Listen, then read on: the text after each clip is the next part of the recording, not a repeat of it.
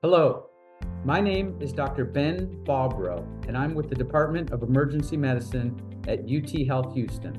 Out-of-hospital cardiac arrest and traumatic brain injury are two of the leading causes of death and both major public health problems.